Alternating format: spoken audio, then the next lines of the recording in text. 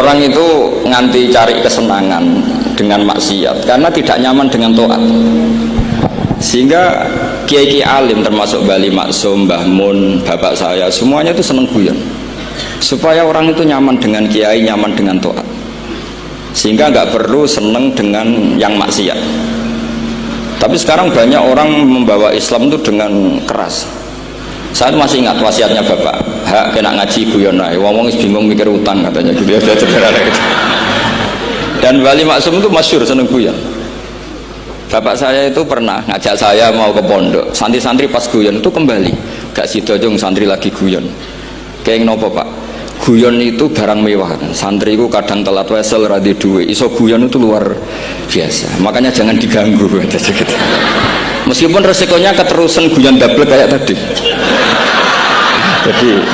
Jadi itu sanad itu, jadi itu sanad yang luar biasa. Jadi sebetulnya guyon tadi ada filosofi yang luar biasa supaya orang itu faroh bitoat atau faroh bima ahlahu.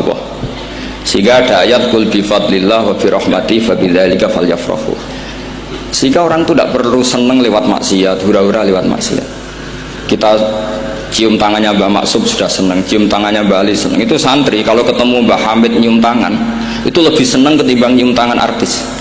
Karena kalau nyium tangan artis astagfirullah kan mesti kita tersiksa. Tapi kalau nyium tangannya Mbah Hamid itu dikenang sepanjang masa. Ini yang harus kita gerakkan fi zamanil akhir. Jadi orang harus terbiasa senang bitoat.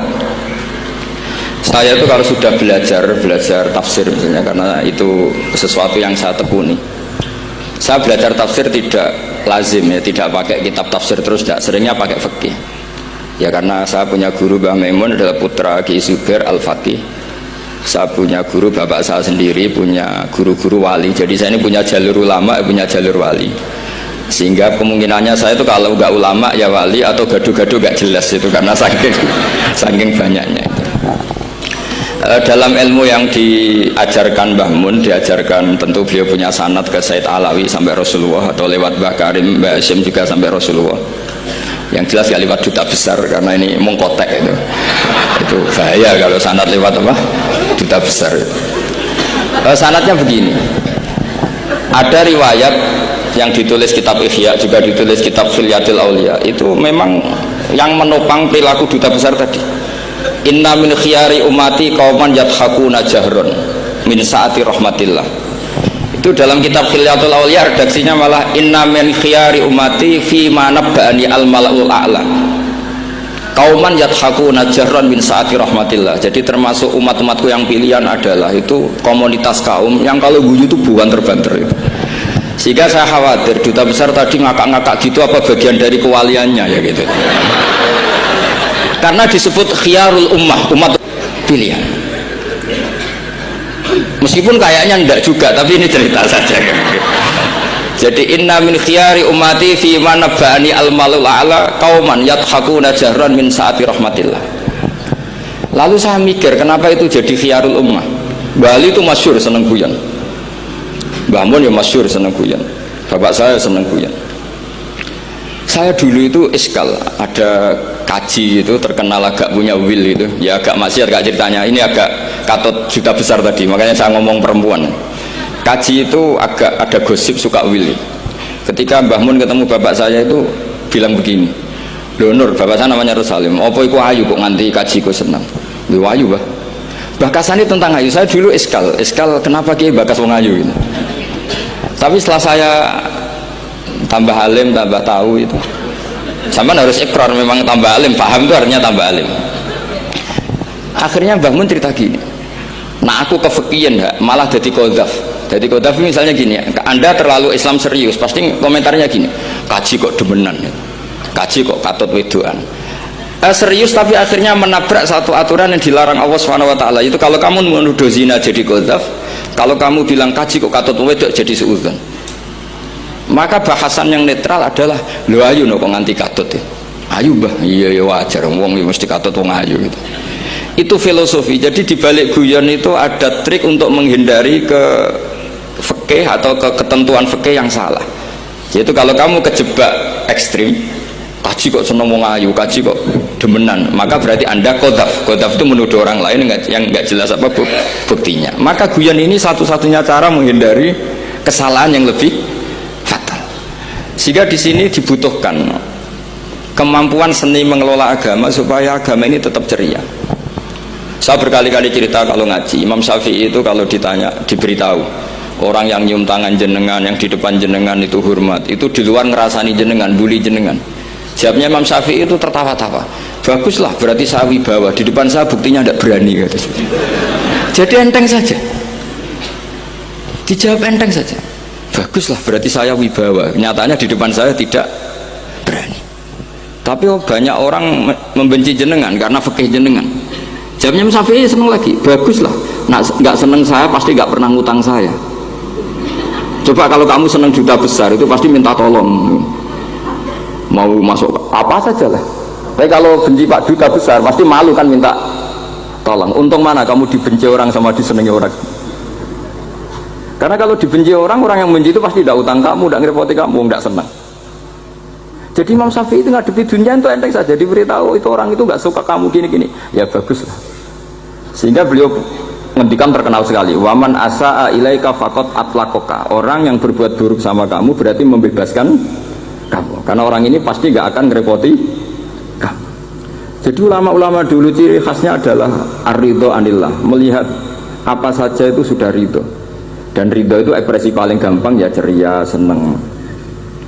Nah kemudian tadi kan saya bilang terakhir, ini yang paling terakhir saya baca, trik menjaga perbedaan ini tetap kondusif.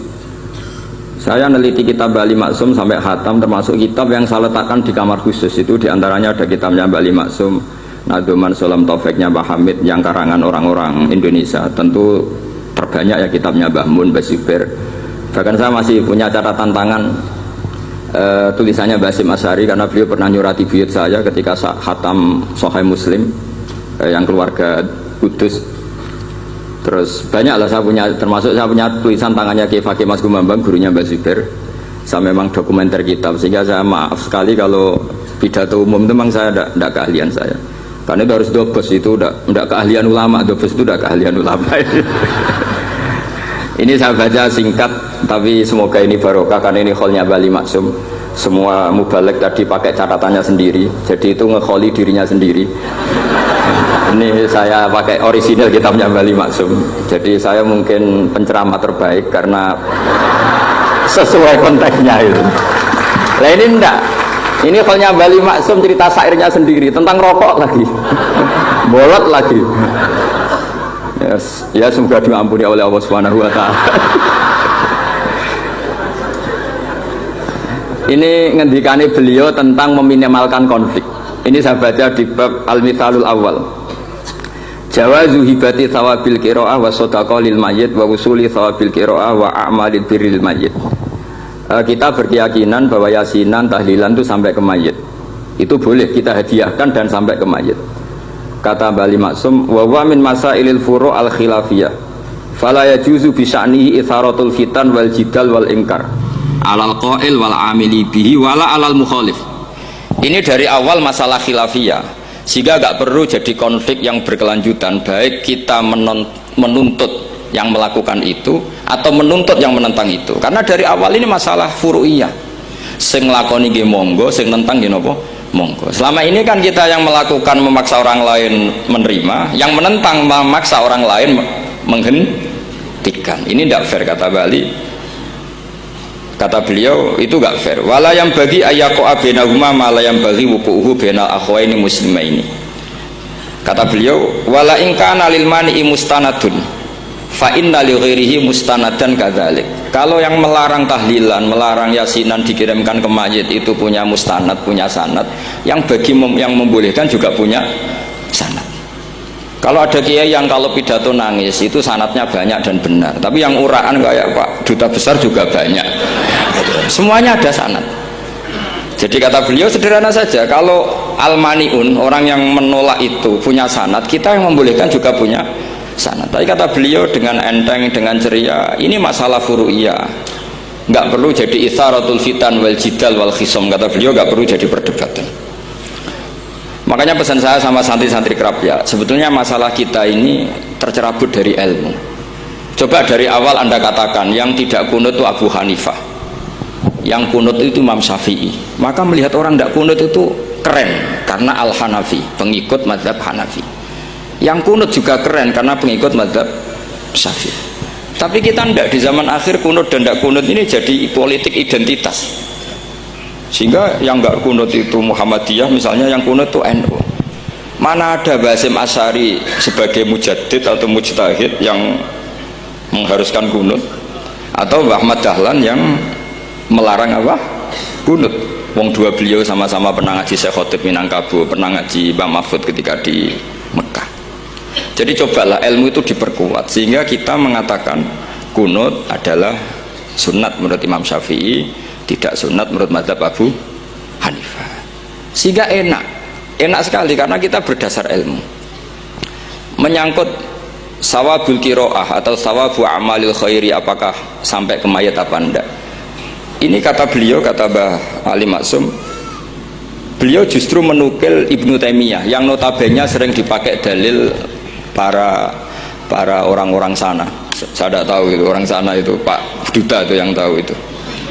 Itu kalau ini mirip kitab Said Muhammad. Jadi Said Muhammad itu kalau istidlal sering pakai Ibnu Taimiyah karena itu yang dipakai mereka.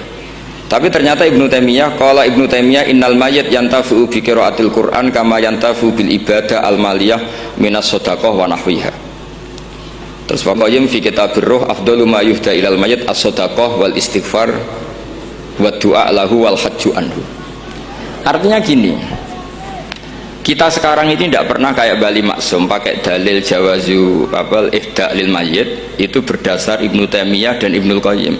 Kita seakan-akan Ibnu Taimiyah itu orang yang pasti melarang itu, sehingga kita itu terus mengatakan sing nyunatno tahlilan ku sapa, Mbah Hasim atau Mbah Fakih atau siapalah, meskipun riwayat ini mukhtalifah dari Mbah Hasim. Pertanyaannya adalah terus kesannya yang membolehkan itu hanya kiai lokal itu, kiai nasional itu. Padahal zaman Bali sudah mengajarkan kita yang membolehkan ihda'u a'malil khairi ilal mayyit, yang membolehkan hadiah Yasin, Fatihah, tahlil ke mayit itu adalah orang sekaliber Ibnu Taimiyah dan Ibnul Qayyim. Sehingga dengan kita pakai ilmiah yang diterapkan Bali Maksum, kita ini merasa orang keren, orang global, orang yang keren lah. Karena guru-guru kita Bali Maksum, Mbah Hamid biasa mentahlili, Mbah Munawir semua mentahlili guru-gurunya. Di level ulama global ada Ibnu Taimiyah dan Ibnul Qayyim. Tapi karena kita tidak baca, seakan-akan tahlilan itu hanya tradisi lokal yang tidak di ACC, tidak disetujui ulama kelas internasional. Padahal di sini jelas diceritakan Ibnu Taimiyah berpendapat qiraatul Quran yang dihadiahkan ke mayit atau tahlil itu boleh. Jadi ini sangat penting supaya orang itu pakai tradisi ilmu. Saya pernah ngaji sama Mbak Mun, diberitahu kalaupun Rasulullah pernah kunut sekali, biasanya perdebatan kan, oke, Rasulullah pernah kunut tapi ahyanan. Pertanyaannya adalah setiap Nabi pernah melakukan sesuatu itu akan menjadi sunnatan mutaba'ah apa enggak? Tentu jawabannya iya. Nabi meskipun melakukan kunut andekan hanya sekali, tapi karena pernah dilakukan Nabi, maka kebaikan ini akan menjadi sunnatan mutaba'ah, sunnat yang harus kita ikuti terus atau boleh kita ikuti terus. Jadi nggak boleh misalnya Rasulullah itu puasa Senin Kemis juga ahyanan, tidak selalu. Rasulullah itu tofa rokiban juga ahyanan, bukan selalu. Tapi apa saja yang pernah dilakukan Nabi maka berstatus itu akan sunnat ila yaumil qiyamah. Sehingga nggak bisa misalnya di hadis itu ahyanan, kemudian kamu beristidlal ini boleh dilakukan hanya ahyanan karena Nabi juga melakukan hanya ahyanan. Tidak bisa seperti itu. Sekali Nabi pernah melakukan itu dan tidak dibatalkan lewat nasah mansuh, maka kesunatan itu ila yaumil qiyamah. Sehingga Imam Syafi'i cara berpikir meskipun Nabi kunut ahyanan, kalaupun itu ahyanan tentu kunut itu akan sunat ila yaumil qiyamah. Bagi yang tidak mensunatkan monggo, itu ada Abu Hanifah. Makanya kata Mbah Maksum, kata Mbah Ali Maksum di sini diberi muqaddimah, wa wa min masailil furu' al khilafiyah fala yajuzu bi sya'nihi itharatul fitan wal jidal wal ingkar alal qail wal amili bih wala alal mukhalif Jadi kita sendiri disarankan beliau, kamu juga nggak usah nantang debat sama mukhalif, karena dari awal sudah masalah-masalah yang apa, khilafiyah. Lalu terakhir pilihan-pilihan, terus kemudian tetap memancing polemik. Saya mau cerita lucu di Ihya yang katanya kitab sakral itu ya punya sisi lucu, sisi unik. Nabi Musa sebagai Nabi Bani Israel itu sering digugat karena orang Israel itu tukang debat.